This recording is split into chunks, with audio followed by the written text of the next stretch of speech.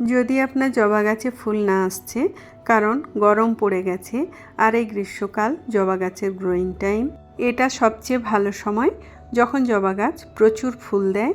কিন্তু যদি এখনও আপনার জবা গাছে কোনো কুড়ি না আসছে তাহলে এই ভিডিওটা আপনার জন্যই। নমস্কার বন্ধুরা, আপনারা দেখছেন মি সিস্টার্স চ্যানেল। আজ আমি এই ভিডিওতে বলবো গরম পড়ে যাওয়ার পরেও যদি আপনার গাছ এখনও ফ্লাওয়ারিং স্টার্ট না করেছে তাহলে কোন সার দিতে হবে। দ্বিতীয় জিনিস হলো আপনার গাছের গ্রোথ তো খুব ভালো হচ্ছে, আপনার গাছ লম্বা লম্বা ব্রাঞ্চ তৈরি করছে কিন্তু তার মধ্যে কোনো কুড়ি আসছে না। তৃতীয় সমস্যা হলো গাছে কুড়ি তো আসছে কিন্তু সেই কুড়ি ফোটার আগেই ঝরে যাচ্ছে। জবা গাছের এইসব সমস্যার জন্য আপনার বাইরে যাওয়ার কোনো প্রয়োজন নেই।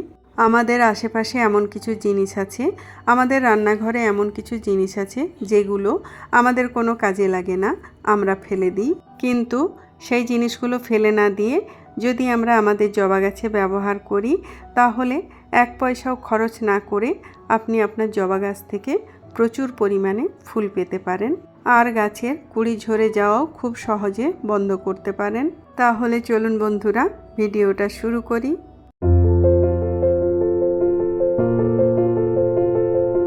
তো বন্ধুরা, প্রথম পয়েন্ট হলো জবা গাছে কেন ফ্লাওয়ারিং হচ্ছে না। আপনার গাছের গ্রোথ খুব ভালো আছে কিন্তু তবুও আপনার গাছ ফুল দিচ্ছে না, একটাও কুড়ি তৈরি করছে না। এর কারণ আপনার জবা গাছে পটাশিয়ামের ঘাটতি আছে। জবা এমন একটা গাছ যে গাছ শুধুমাত্র পটাশিয়াম পেলেই ফুল দেওয়া শুরু করে দেয়। জবা এমন একটা গাছ যে গাছে ফুল আনার জন্য সবচেয়ে বেশি যে জিনিসের প্রয়োজন সেটা হচ্ছে পটাশিয়াম। দ্বিতীয় সমস্যা যদি আপনার গাছে হচ্ছে কি আপনার গাছ কোনো গ্রোথেই করছে না, আপনার গাছে কোনো নতুন ব্রাঞ্চ আসছে না, আপনি গাছ যেরকম লাগিয়েছিলেন সেই অবস্থাতেই গাছ পড়ে আছে। তো এর কারণ হলো আপনার গাছের যে রুট সেই রুটের কোনো গ্রোথ হচ্ছে না। রুটের গ্রোথ না হওয়ার পিছনে অনেক কারণ হতে পারে। প্রথম যে কারণ সেটা হলো আপনার গাছের মাটি ভালো নয়। গাছের রুট থাকে মাটিতে আর সেই মাটি যদি ভালো না হয় তাহলে রুটের গ্রোথ হবে না, আর রুটের গ্রোথ যদি ভালো না হয় তাহলে গাছের গ্রোথও হবে না। তাই যে কোনো গাছ লাগানোর সময় মাটির খেয়াল আপনি অবশ্যই রাখুন। মাটি যেন উর্বর আর ঝুরঝুরে হয় যাতে শিকড় খুব সহজে তার বৃদ্ধি করতে পারে। দ্বিতীয় সমস্যা হলো আপনি ভালো মাটিতে গাছ বসিয়েছেন তাও রুটের গ্রোথ হচ্ছে না। এর পিছনে কারণ হলো আপনার গাছে ফসফরাস আর নাইট্রোজেনের ঘাটতি আছে। যদি আপনার কোনো গাছের গ্রোথ না হয়, গাছে নতুন নতুন ব্রাঞ্চ তৈরি না হয় তাহলে বুঝতে হবে সেই গাছের রুটের গ্রোথ হচ্ছে না। এর জন্য যে দুটো জিনিসের প্রয়োজন সেই দুটো জিনিস হলো নাইট্রোজেন আর ফসফরাস, আর তার সাথে যদি সামান্য পরিমাণে ক্যালসিয়াম পেয়ে যায় তাহলে গাছের গ্রোথ শুরু হয়ে যাবে। তো এর জন্য কী সার দিতে হবে সেটা আমি আপনাদের পরে বলে দিচ্ছি। তার আগে বলে দিই তৃতীয় সমস্যা যেটা আমাদের জবা গাছে দেখা যায়। গাছে কুড়ি তো আসছে কিন্তু ফোটার আগেই কুড়ি ঝরে যাচ্ছে। তো এটা কেন হয়? এর পিছনে অনেকগুলো কারণ আছে। প্রথম কারণ হলো ঋতু পরিবর্তন। ঋতু পরিবর্তনের সময় গাছ স্ট্রেসের মধ্যে চলে যায় আর তার ফলে গাছের কুড়ি ঝরে পড়তে শুরু করে। দ্বিতীয় কারণ হলো আপনি গাছের মাটিতে হয় খুব বেশি জল দিচ্ছেন আর না হলে খুব কম জল দিচ্ছেন। মাটি যদি একেবারে শুকিয়ে যায় তাহলে গাছ স্ট্রেসের মধ্যে চলে যায় আর তার ফলে গাছের কুড়ি ঝরে পড়তে শুরু করে। আবার আপনি যদি গাছে অতিরিক্ত জল দিতে থাকেন, টবের মাটি যদি সবসময় অতিরিক্ত ভেজা থাকে কিংবা টবের ড্রেনেজ হোল যদি ঠিক না থাকে তাহলেও গাছ স্ট্রেসের মধ্যে চলে যায় আর কুড়ি ঝরে পড়ে। তৃতীয় কারণ হলো পটাশিয়ামের ঘাটতি। জবা গাছে যদি পটাশিয়ামের ঘাটতি হয় তাহলেও কিন্তু গাছের কুড়ি ঝরে পড়তে শুরু করে। চতুর্থ কারণ যেটা সবচেয়ে গুরুত্বপূর্ণ সেটা হলো টবের মাটিতে ক্ষতিকর পোকা। জবা গাছের মাটিতে এমন এক ধরনের পোকা হয় যে পোকা গাছের ভেতর থেকে গিয়ে কুড়িতে বাসা বাঁধে আর ভেতর থেকে কুড়িগুলো খেয়ে কুড়িগুলোকে ভেতর থেকে ফাঁপা করে দেয়, যে কারণে ফোটার আগে কুড়ি ঝরে পড়ে। তো বন্ধুরা, আপনি যদি জবা গাছে সঠিক খাবার দিচ্ছেন, মাটিও ভালো, জলের কারণেও গাছ স্ট্রেসের মধ্যে যায়নি, আবহাওয়াও ভালো, তা সত্ত্বেও গাছের কুড়ি ঝরে পড়ছে, তাহলে এটাই সবচেয়ে বড় কারণ কি আপনার জবা গাছের মাটিতে ক্ষতিকর পোকা হয়েছে। এর ট্রিটমেন্ট আপনি কিভাবে করবেন সেটা আমি আপনাকে পরে বলে দিচ্ছি। তার আগে বলে দিই ফার্টিলাইজারের কথা। কোন ফার্টিলাইজার যেটা আপনার জবা গাছের জন্য বেস্ট হোমমেড ফার্টিলাইজার আর যেটা আপনি খুব সহজেই বাড়িতে তৈরি করতে পারবেন। এই সার তৈরি করার জন্য সবার প্রথমে যে জিনিসের প্রয়োজন সেটা হচ্ছে পেঁয়াজের খোসা। পেঁয়াজের খোসা আপনার বাড়িতে রোজই বেরোয়, তো এটা ফেলে দেবেন না, কারণ এটা পটাশিয়ামের খুব ভালো সোর্স। পেঁয়াজের খোসা গাছের ম্যাগনেসিয়াম আর আয়রনের ঘাটতিও পূরণ করে। আপনি যদি গাছে নিয়মিত পেঁয়াজের খোসা ব্যবহার করেন তাহলে গাছের পাতা হলুদ হওয়া অনেকটাই কমে যাবে। আমি এখানে 6-7টা পেঁয়াজের খোসা নিয়েছি। এর সাথে আপনাকে নিতে হবে কলার খোসা।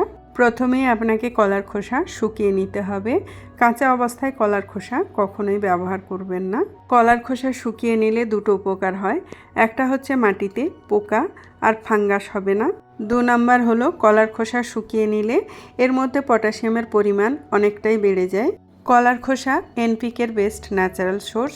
এনপিকে অর্থাৎ নাইট্রোজেন, ফসফরাস আর পটাশিয়াম, এর মধ্যে প্রচুর পরিমাণে পটাশিয়াম পাওয়া যায়।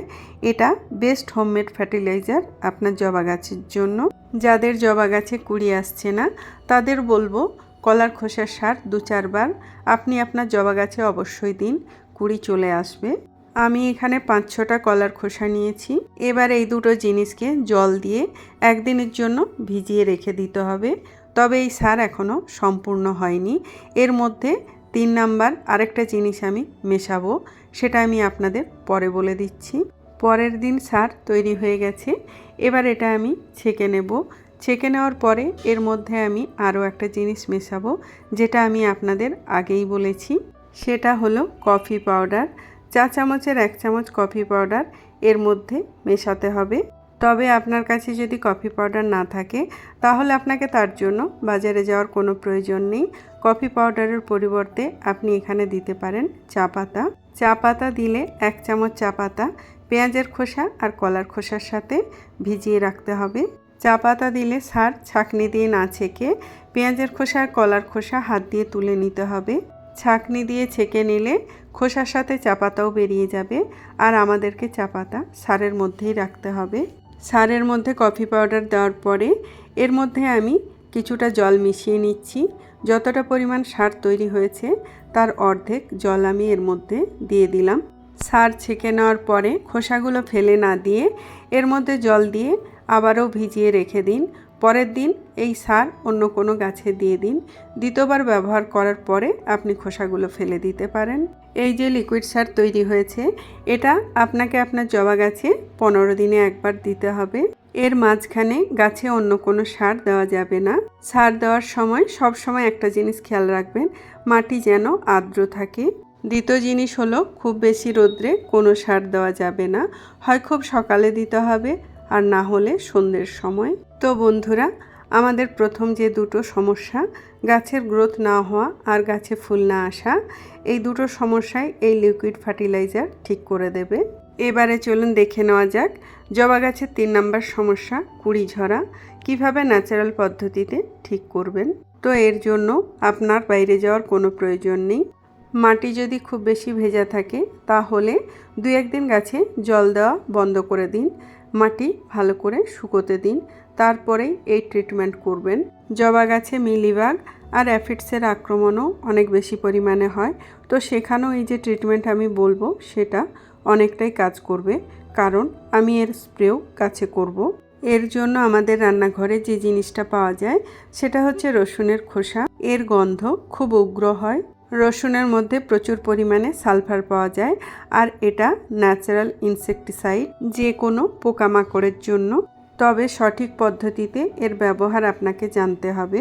4-5 দিনের রসুনের খোসা জলে ভিজিয়ে রেখে দিন। আমি 1 দিনের জন্য রসুনের খোসা জলে ভিজিয়ে রেখে দিয়েছিলাম। কিভাবে এটা ব্যবহার করবেন, তো পরের দিন সবার প্রথমে এটা ভালো করে ছেঁকে নিতে হবে। যতটা লিকুইড পাওয়া যাবে ঠিক ততটা পরিমাণ জল মিশিয়ে তারপরেই ব্যবহার করতে হবে। রসুনের খোসা ভেজানো জল মাটিতে দেওয়ার পরে যতক্ষণ না পর্যন্ত মাটি ভালোভাবে শুকিয়ে যাচ্ছে ততক্ষণ পর্যন্ত জল দেওয়া যাবে না।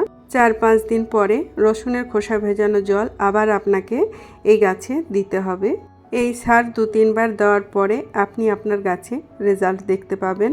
এবার আমাদেরকে এর স্প্রেও করতে হবে।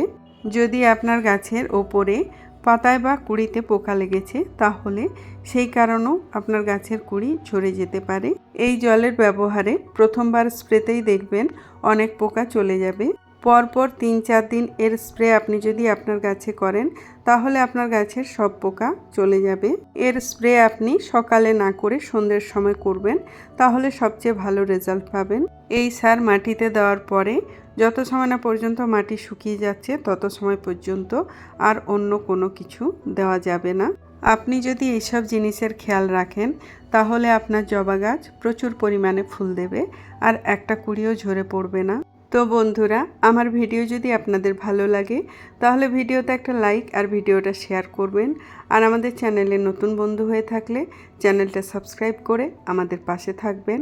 ভিডিওটা সম্পূর্ণ দেখার জন্য আপনাকে অসংখ্য ধন্যবাদ।